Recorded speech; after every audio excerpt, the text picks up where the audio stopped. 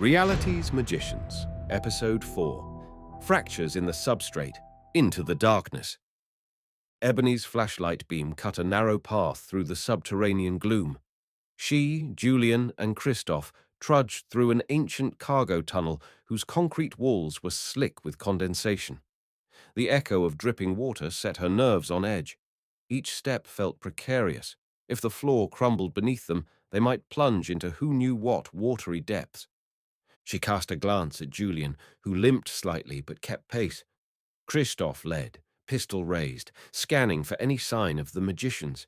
The air smelled of mold and rust. A chilling draught seeped through cracks in the walls, suggesting they were close to some exterior drain or vent. "I see a metal grate up ahead," Christoph whispered. "Could be our exit." They approached, hearts hammering. The grate was large, set in the ceiling of the tunnel, with faint moonlight trickling through slats. Ebony allowed herself a flicker of hope, fresh air, an escape. But as Christoph tested the hatch, it refused to budge. He strained, metal squealing, until finally it burst open with a jarring clang. Cold night air rushed in, carrying the pungent smell of rain-soaked earth. One by one, they hoisted themselves out onto a muddy embankment near a half-dry canal. Ebony coughed, gulping fresh oxygen, her eyes adjusting to the silvery glow of the moon overhead. They were outside, free of the bunker's claustrophobic grip. But was the danger behind them?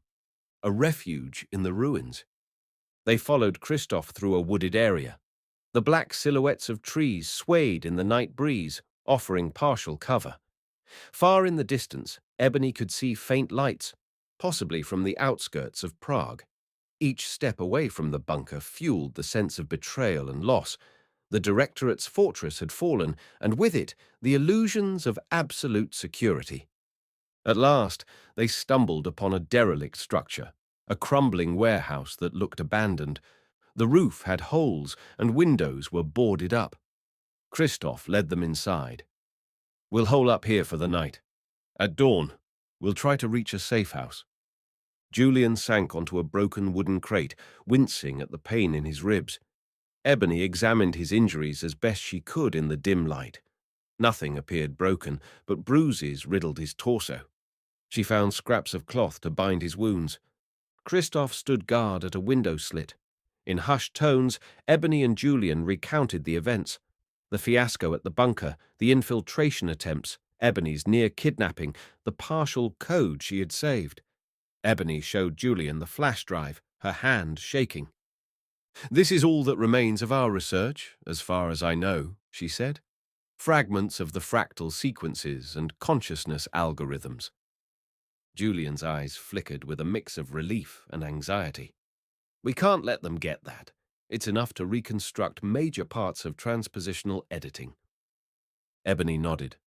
"But we need to do something with it. If we destroy it entirely, we might forfeit humanity's chance to understand and responsibly wield this power. If we keep it, we risk it being stolen." Julian ran a hand through his hair.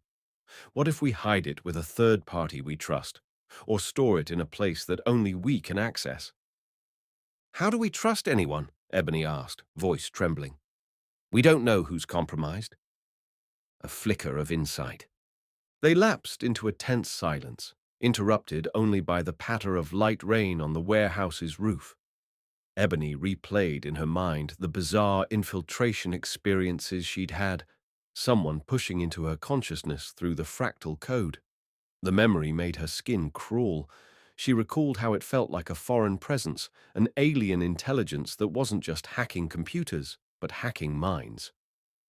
"What if we bury the code offline?" Julian mused. "Somewhere physically remote. We could store it in a cryptographic puzzle that requires quantum-level factoring that only we can do, combined with your unique brain signature. That might buy us time." Ebony took a deep breath. Time for what? For the magicians to refine their own knowledge? For the Directorate to regroup? We're stuck in a global chess game. We barely know the players. Before Julian could answer, Christoph knelt beside them. "I know of a contact in Eastern Europe, someone with deep cryptographic expertise and no direct ties to the directorate or the magicians. She used to be an academic mathematician before going off-grid. If we can reach her, she might help us create a secure puzzle or deposit. Ebony looked to Julian, who nodded slowly. It's worth a shot. The cryptic mathematician. At first light, they navigated rural roads in a dusty old truck Christoph hotwired from the warehouse's yard. Fear of pursuit haunted them, but they saw no sign of the magicians or directorate operatives. Hours later, they arrived at a small village perched atop rolling hills. The stone cottages and winding cobblestone streets looked unchanged from centuries past.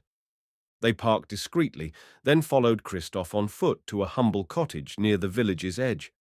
A battered wooden sign out front read, "Herbalist," though Ebony suspected that was just a cover. Christoph knocked on the door in a pattern. 2 short raps, a pause, then 1 long knock. Moments later, an elderly woman opened the door, her face sharp with suspicion. She wore a thick shawl around her shoulders, wiry hair escaping a loose bun. Christoph spoke softly in Polish, and the woman's expression softened. She beckoned them inside. Grandmother's domain. The interior smelled of dried herbs and old paper. Shelves overflowed with jars of leaves, powders, and dusty scrolls. In the corner sat a modest laptop, surrounded by piles of handwritten notebooks. Ebony noticed cryptic symbols scrawled on scraps of parchment. Christoph introduced her as Grandmother Krawiec, though that was likely a pseudonym. She seemed to grasp the gravity of the situation without needing much explanation. Ebony guessed that this old woman was once a formidable scholar, forced underground by the same clandestine forces that now pursued Ebony.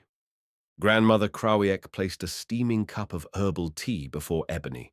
Then, in accented English, she said, "Christoph tells me you have something precious, something dangerous. May I see it?" Ebony hesitated, exchanging a glance with Julian. Finally, she handed over the flash drive. The old woman studied it as if it were an ancient relic. Then she turned to her laptop, inserted the drive, and typed commands with surprising speed. Ebony's stomach knotted. "Be careful. It contains fragments of extremely advanced quantum code. If it's unleashed—" "I understand," the woman said calmly, eyes on the screen. "I see partial fractal sequences, prime-coded loops. It reminds me of certain advanced group theory results I studied decades ago. But this is deeper." She paused, frowning. "This is not just mathematics. It's bridging, how shall we say, the liminal space between symbols and reality." Ebony's eyes widened. "Yes, exactly. It's code that manipulates matter at the informational level." Grandmother Krawiec nodded gravely. "Then we must hide it well. But not merely in encryption. Anyone with enough computing power might break that eventually. We must use an older, more primal layer. A living crypto system that requires your consciousness to unlock. A synergy of your mind and the mathematics. We can do it, but it won't be simple." A plan of living encryption. Over the next several days, they worked in secrecy. Grandmother Krawiec wove together a method that combined modern quantum key distribution with ancient mnemonic labyrinths, mental constructs that Ebony would have to master. The result was a living encryption, a chunk of code stored on multiple physical drives, each portion scrambled by an algorithm that required Ebony's brainwave signature plus a carefully designed mental key, a mental pattern Ebony would memorize through a form of meditative imprinting. Julian assisted with the quantum aspects, ensuring that even if an adversary tried brute force methods, the code's structure would remain hidden unless Ebony mentally tuned it. Christoph handled security, ensuring no stray signals leaked from the cottage. They all worked tirelessly, aware that at any moment the magicians might catch wind of their location. As Ebony practiced the mental labyrinth, she experienced vivid images of fractal corridors, doors marked by prime numbers, and swirling geometric shapes that had to be aligned in her mind's eye. If she lost her focus or tried to rush, the pattern broke. Only a calm, deliberate mental path led to the final key. It was an exhausting process, but Ebony sensed it was their best shot at keeping the code safe. By the end, the code on the flash drive was effectively locked away, with Ebony as its sole living key. Even Julian couldn't unlock it alone, though Ebony showed him enough to help her if she forgot parts. It was a precarious system, but better than letting the code roam free. Whispers of pursuit. Their reprieve was short. Late one night, as Ebony mulled over her mental labyrinth for the 100th time, Christoph burst into the cottage, panting. "We have to move." Now local watchers reported a black SUV entering the village, men asking questions about an old herbalist.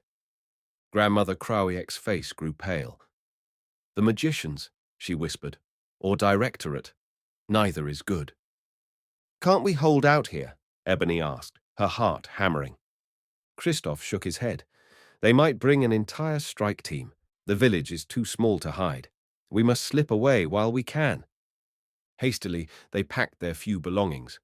Grandmother Krawiek handed Ebony a small cloth pouch. "Take this," she said. "Dried herbs for calming the mind. It will help with your meditations." Ebony felt a lump in her throat. "Thank you. But what about you?" The old woman waved away Ebony's concern. "I've lived many years in the shadows, child. I have my own escape routes. Worry about your mission." With that, Ebony, Julian, and Christoph slipped out the back door into the moonlit wilderness. Grandmother Krawiek locked up behind them, determined to mislead any pursuers. Ebony felt guilt for dragging the old woman into this, but there was no time for regret. They had to keep the code safe and keep moving. A narrow escape. They crept through the thick woods under moonlight. In the distance, they heard the growl of an SUV engine, voices calling in a foreign tongue. Ebony's pulse raced. She clenched Julian's hand for reassurance. They pressed deeper, branches scratching their arms, leaves rustling around them. Finally, they reached a gravel road where an old pickup truck was parked, a contingency plan that Christoph had apparently arranged. They piled in, Christoph hot-wiring it with practiced efficiency. The engines sputtered to life, and they rumbled away. Only once they were miles from the village did Ebony dare to exhale. She tried not to imagine what might happen to Grandmother Krawiek. The woman knew how to vanish, Christoph had insisted. Ebony prayed it was true. New alliances. At a lonely stretch of highway, they pulled into a run-down motel. The neon sign flickered, illuminating potholes in the parking lot.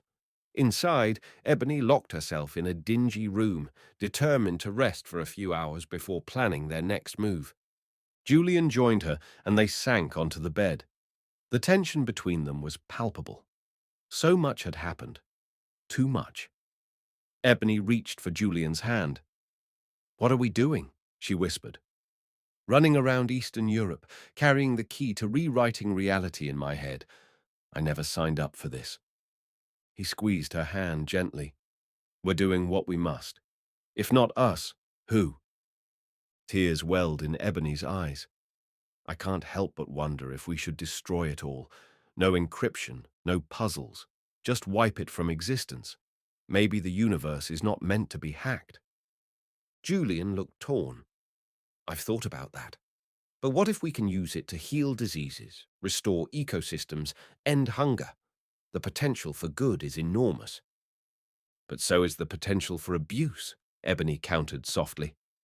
They lay there in silence, the flicker of the motel's neon sign painting the walls with a ghostly light. Ebony thought of the old woman's wise gaze, of how complicated knowledge truly was.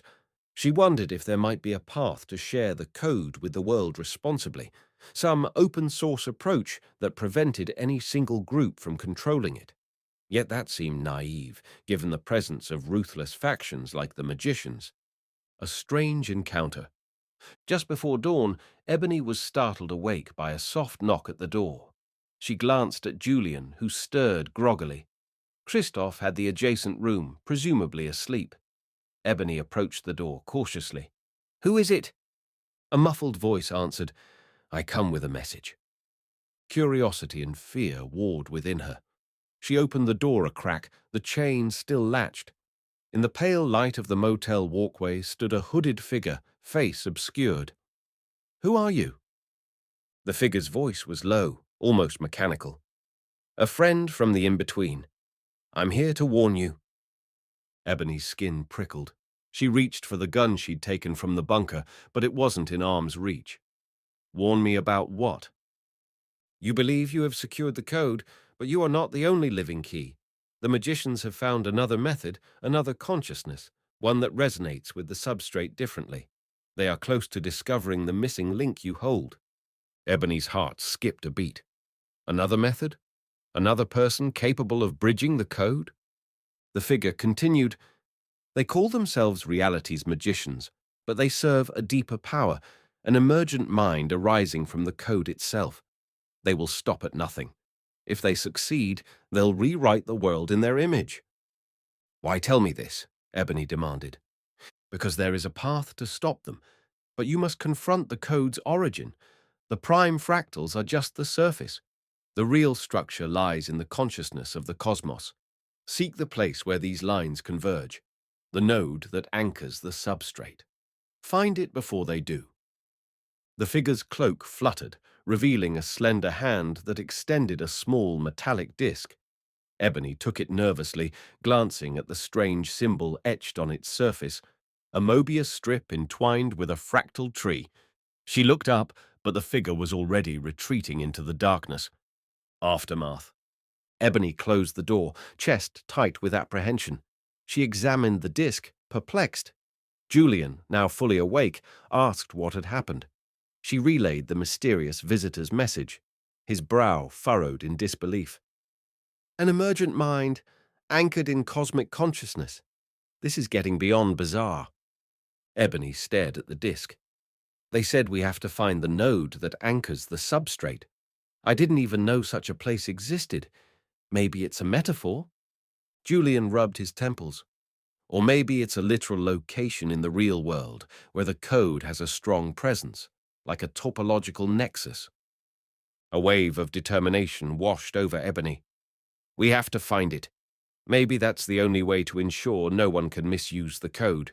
If we can sever or protect that nexus, we might keep them from rewriting reality. Or maybe we can reshape it for the better." Outside, dawn was breaking, illuminating the crumbling parking lot with pale light. Ebony slid the metallic disc into her pocket beside the hidden flash drive. She felt the weight of them both, symbols of a cosmic puzzle far larger than anything she'd ever encountered.